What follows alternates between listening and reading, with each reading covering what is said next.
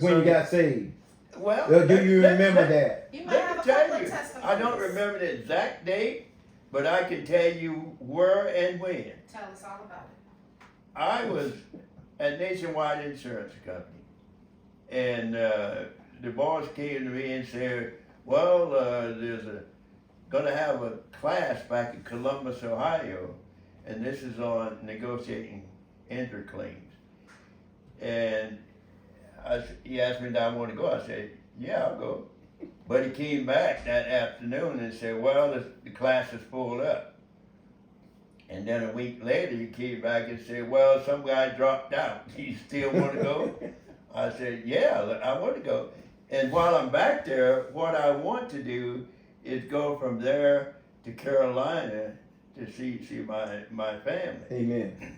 And so I went back to class, and before that, I'd been having these dreams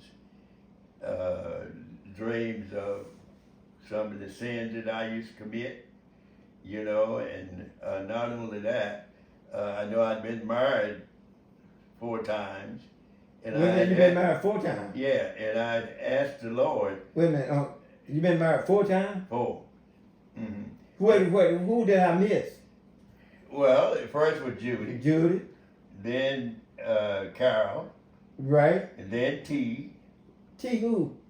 I can't remember. That one lasted, it was so short. I don't remember last name now. It was only about a month I was married to her. And then the Betty. last one was Betty, yeah.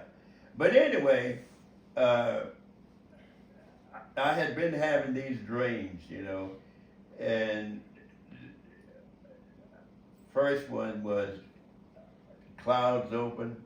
A man walked out on the clouds, and he left the clouds and he landed on my left shoulder as a dragonfly. And the next thing I knew, I was in the arms of a big bird, and I was sitting on his legs like this, about 75 feet off the ground, and it was taking me to a place like you go to a park, and there they had a place that you could cook, and the guy there was one guy that was left, but on the left side of me, there was 4 people abreast, a line of people going to heaven. And what happened then, the guy had a pack of cigarettes there. He went to the bathroom, I stole one of his cigarettes. And when I stole his cigarettes, I said to myself, ain't no way I'm going to heaven now. And I woke up.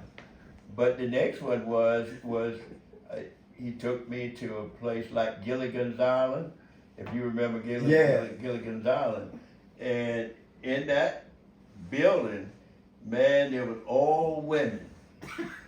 All women. And I said, if I go in there, I know I'm gonna die.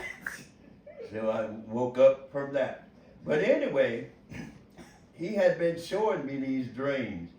And when I got back to school and completed school, I went on to North Carolina. And I never will forget this. Maddie was going to church that Sunday morning. And I went to her church, and Pastor Brooks was her pastor. He came out. This was in Greensboro. In Greensboro. Okay. And he came out and he said, well, I was going to talk about something else this morning, but God told me to talk about dreams.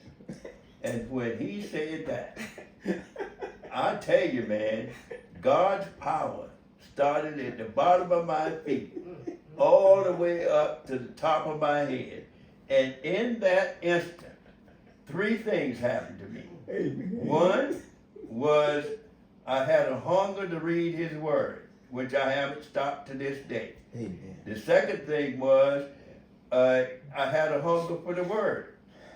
Not only his word, but he put love into my heart. And when he put love into my heart, the last thing was I had no inkling of going back out in the streets for anything. Amen. Because there wasn't nothing there. Nothing there. Amen. And from that day to this day, I've been in his word. Amen. I've been in his word. And as far as running out in the streets, no more of that. From that day on, no more. You can't run nowhere, can No. Not very far, I put it that way.